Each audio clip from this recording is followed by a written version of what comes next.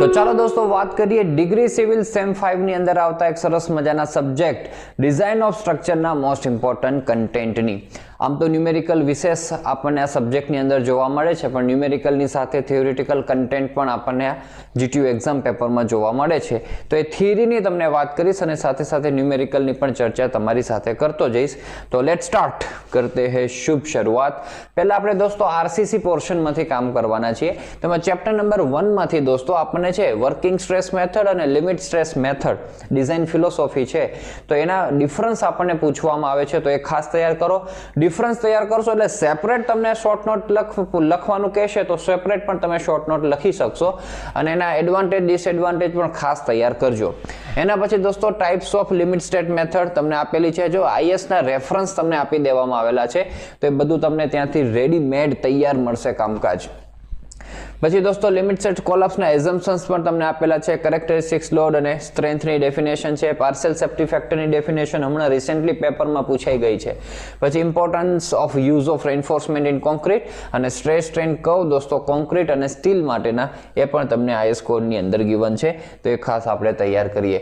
Chapter number 2 ની અંદર દોસ્તો મિનિમમ એસેન્ટ્રિસિટી ઇન કોલમ ચેપ્ટરમાં પણ છે, અહીંયા પણ ધ્યાનમાં રાખજો, ગમે ત્યારે આવી શકે અને આઈએસ કોડમાં આપેલી છે.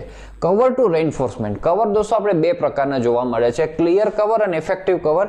બંનેની ડેફિનેશન હમણાં જે પેપર પૂછાયું વિન્ટર 23 નું એની અંદર દોસ્તો તમને જોવા મળેલી છે, તો એ ખાસ તૈયાર કરજો.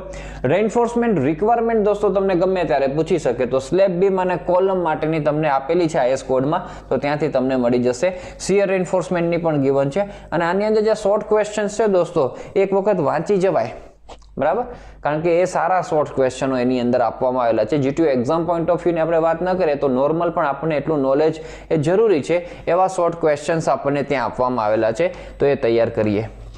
એના પછી સિંગલી આરસી બીમની અંદર વાત કરીએ તો એનો stress diagram singly RC beam માટેનો. એના પછી આ તો મોસ્ટ આઈએમપી છે દોસ્તો, types of beam section explain કરવાનું તમને પૂછે. તેમાં બેલેન્સ સેક્શન, અંડર રેઇન્ફોર્સ સેક્શન અને ઓવર રેઇન્ફોર્સ્ડ સેક્શનનું છે એ વિથ સ્કેચ આપણે એક્સપ્લેન કરવાનું થાય છે, તો એ વ્યવસ્થિત તૈયાર કરજો. એના પછી દોસ્તો વાત કરીએ આમાં ન્યુમેરિકલ્સની વાત કરીએ તો 3 પ્રકારના ન્યુમેરિકલ્સ છે. તમને પૂછે છે 2 જ ટાઈપના ન્યુમેરિકલ, એનાલિસિસ અને ડિઝાઇન, તો એ વ્યવસ્થિત તૈયાર કરજો, બરાબર. એની નોટ સેપરેટ જોતી હોય તો અવેલેબલ છે, સેપરેટ ક્લાસ જોતો હોય તો પણ અવેલેબલ છે, ક્રેશ કોર્સ જોતો હોય જેમાં જો બીજા સબ્જેક્ટ પણ કવર થયા છે એ પણ અવેલેબલ છે, અને આખો કોર્સ જોતો હોય તો એ પણ અવેલેબલ છે. બધું કન્ટેન્ટ અવેલેબલ છે, બસ તમારી તૈયારી હોવી જોઈએ અને વેલ પ્રિપેર કરવાની, તો એ ખાસ તૈયાર કરજો. એના પછી દોસ્તો વાત કરીએ ડબલ્યુઆરસી બીમ, તેમાં નેસેસિટી તમને આપવામાં આવેલી છે, એ તૈયાર કરો. સ્ટ્રેસ ડાયાગ્રામ તૈયાર કરો. સિંગલી અને ડબલીનો ડિફરન્સ તૈયાર કરો. અને આની અંદર પણ 2 ટાઈપના ન્યુમેરિકલ છે, એનાલિસિસ અને ડિઝાઇન. બસ આમાં તો વેરાયટી એ નથી બીજી કાંઈ. તો એક સ્ટાન્ડર્ડ એનાલિસિસનો અને સ્ટાન્ડર્ડ ડિઝાઇનનો ન્યુમેરિકલ્સ વ્યવસ્થિત તૈયાર કરજો ડબલ્યુઆરસી બીમની અંદર. એના પછી દોસ્તો ટી બીમમાં વાત કરીએ તો કન્સેપ્ટ ઓફ ટી બીમ, એનો સ્ટ્રેસ ડાયાગ્રામ અને એનો ફ્લો ચાર્ટ થિયોરિટિકલ આ કન્ટેન્ટ દોસ્તો આમાંથી તૈયાર કરાય, બરાબર. અને એની અંદર પણ આપણે ન્યુમેરિકલ્સની વાત કરીએ તો એનાલિસિસના ન્યુમેરિકલ જોવા મળે છે, ડિઝાઇનના પણ ન્યુમેરિકલ્સ આપણને જોવા મળે છે, તો એ બંને વ્યવસ્થિત તૈયાર કરાય. એમાં પછી ફ્લેંજ વિડ્થ ફાઇન્ડ કરવાના ન્યુમેરિકલ્સ હોય છે, એ પણ આપણે તૈયાર કરાય દોસ્તો. હા, તો એનાલિસિસ માટેનો ફ્લો ચાર્ટ વ્યવસ્થિત તૈયાર કરશો તો એનું કામ થઈ જશે. ડિઝાઇનની અંદર માત્ર એક સ્ટેપ વધતું હોય છે, એ કામકાજ કરો પછી તો એનાલિસિસનું જ કામકાજ થાય છે, તો બધું વ્યવસ્થિત સમજીને તૈયાર કરજો, તો એ છે ને એક લિજ્જત આવશે પેપરની પ્રિપેરેશન કરવાની અને પછી પેપર લખવાની પણ દોસ્તો. એના પછી development length and shear reinforcement, એની ડેફિનેશન ડેવલપમેન્ટ લેન્થની તૈયાર કરો, ગિવન જ છે, એનું ફોર્મ્યુલા પણ ગિવન છે દોસ્તો. ટાઈપ્સ ઓફ સ્ટીરઅપ્સ તૈયાર કરો. સ્ટીરઅપ્સ શા માટે પ્રોવાઈડ કરવામાં આવે છે એવું હમણાં પૂછવામાં આવેલું હતું. બીમમાં સ્ટીરઅપ્સ, કોલમની અંદર લેટરલ ટાઈ અને સ્લેબની અંદર જે આપણે ડિસ્ટ્રીબ્યુશન સ્ટીલ મૂકીએ છીએ વન વે સ્લેબમાં, એ ત્રણેના ફંક્શન પૂછવામાં આવેલા હતા, તો એ ખાસ તૈયાર કરીએ. એના સાથે દોસ્તો શિયર રેઇન્ફોર્સમેન્ટના સ્ટેપ્સ પણ તમને પૂછી શકે, તો બધા જ ફોર્મ્યુલા તમને છે આઈએસ કોડમાં આપવામાં આવેલા છે, ત્યાંથી તૈયાર કરી શકો. કોલમની અંદર રેઇન્ફોર્સમેન્ટ રિક્વાયરમેન્ટ આપણે ચેપ્ટર નંબર 2 માં પણ વાત કરી છે, અને એના એઝમ્પશન્સ દોસ્તો હમણાં પણ પૂછાઈ ગયેલા છે, તો પેજ નંબર 70 ઉપર તમને જોવા મળશે. આઇસોલેટેડ કોલમ ફૂટિંગની અંદર ક્રિટિકલ સેક્શન ક્યાં કન્સિડર કરવામાં આવે, બેન્ડિંગ મોમેન્ટ માટે, વન વે શિયર માટે, ટુ વે શિયર માટે, એ તૈયાર કરો. એના પછી reasons to provide combined footing એ તૈયાર કરો. વન વે શિયર ચેક અને ટુ વે શિયર ચેક તમને એક્સપ્લેન કરવાનું કે છે એ તૈયાર કરાય થિયોરિટિકલ કન્ટેન્ટમાં. પછી તો આમાં સ્કેચ પણ આવશે. સ્કેચનું તો અલગ જ આપણે પીપીટી બનાવેલી છે. પીપીટી મીન્સ કે સ્લાઇડ બનાવેલી છે, એમાં તમને વાત કરી દઈશ. આનો ન્યુમેરિકલ પણ એક સ્ટાન્ડર્ડ ન્યુમેરિકલ છે દોસ્તો. આમ પેડ ફૂટિંગ અને સ્ક્વેર ફૂટિંગ બે અલગ પડે. પેડ અને સ્ક્વેર સેમ, ટ્રેપેઝોઇડલ ફૂટિંગ, પણ એમાં માત્ર માઇનોર ચેન્જીસ આવે છે, બાકી મેઇન સ્ટેપ્સ રિમેઇન સેમ. તો એ દોસ્તો આપણે ખાસ તૈયાર કરાય. એક સ્ટાન્ડર્ડ ન્યુમેરિકલ કરો, ફૂટિંગ કમ્પ્લીટ થાય. એના પછી વાત કરીએ વન વે સ્લેબની, તો વન વે અને ટુ વે સ્લેબનો ડિફરન્સ, બીમ અને સ્લેબનો ડિફરન્સ અને ડિસ્ટ્રીબ્યુશન સ્ટીલ શા માટે આપણે પ્રોવાઈડ કરીએ છીએ એ.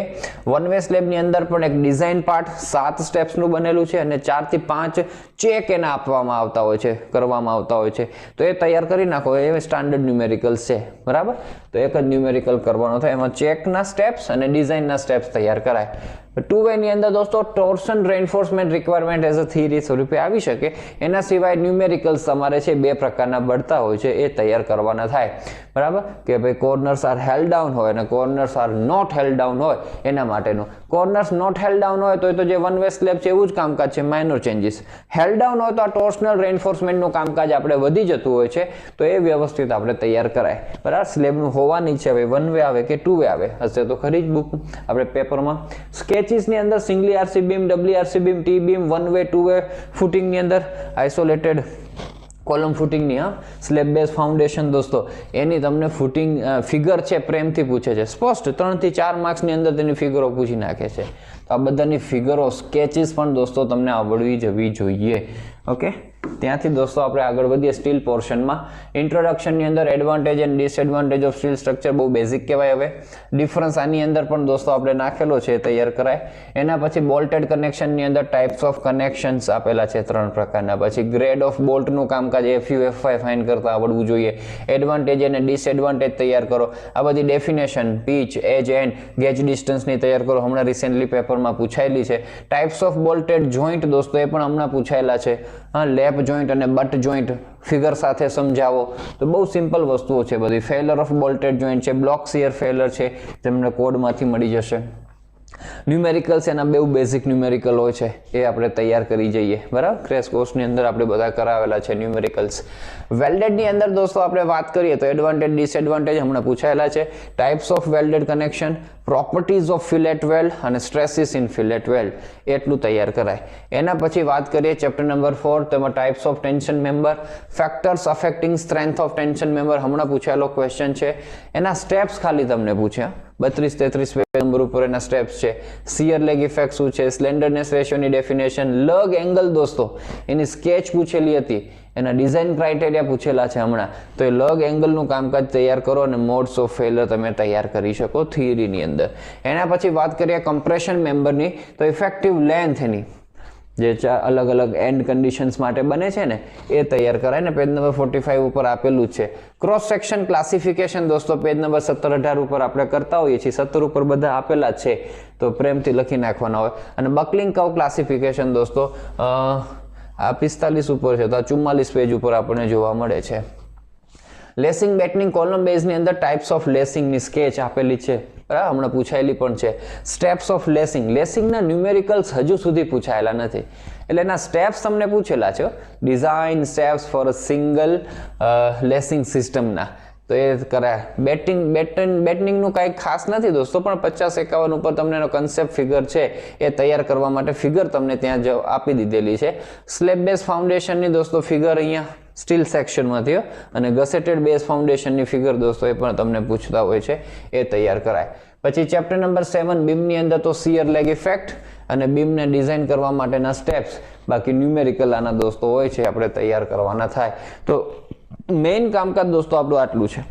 કમ્બાઇન્ડ ફૂટિંગ વાળું છે ને, કમ્બાઇન્ડ કોલમ વાળું દોસ્તો, એમાંથી કાંઈ પૂછાતું હોતું નથી. અહીંયા જે મેં તમને કીધું એટલું થિયોરિટિકલ કન્ટેન્ટ વ્યવસ્થિત તૈયાર કરજો. ન્યુમેરિકલ્સ તો કરવા તો પડશે જ દોસ્તો, બરાબર, તો ખાસ તૈયાર કરજો. અને કેટલા ન્યુમેરિકલ્સ તૈયાર કરવા, હાવ પાસિંગ માર્ક્સ માટે એવું કંઈક જાણવું હોય તમે તો કોમેન્ટ બોક્સની અંદર મેસેજ કરજો, તો એવો પર્ટિક્યુલર વિડીયો દોસ્તો આપણે બનાવી દેશું કે જેમાં ચેપ્ટરને પ્રાયોરિટી કઈ આપવામાં આવે, માત્ર પાસ થવું હોય તો એમાં કયા ચેપ્ટર ઉપર આપણે ફોકસ કરવું જોઈએ, કયા મૂકી દઈએ તો ચાલી જશે. બરાબર, તો એવું બધું કંઈક જાણવું હોય તો કોમેન્ટ બોક્સની અંદર મેસેજ કરજો, તો એ પ્રમાણે તમને વિડીયો પ્રોવાઈડ કરવામાં આવશે. બાકી આટલું થિયોરિટિકલ કન્ટેન્ટ અને ન્યુમેરિકલ્સની વાત કરી એટલું વ્યવસ્થિત તૈયાર કરી જાઓ તો ખૂબ સારી સફળતા તમને આ DOS સબ્જેક્ટની અંદર મળશે. અને એવી સફળતા મળે એવી શુભેચ્છાઓ સાથે દોસ્તો આપણે આ વિડીયોની કરીએ સમાપ્તિ. Thank you so much.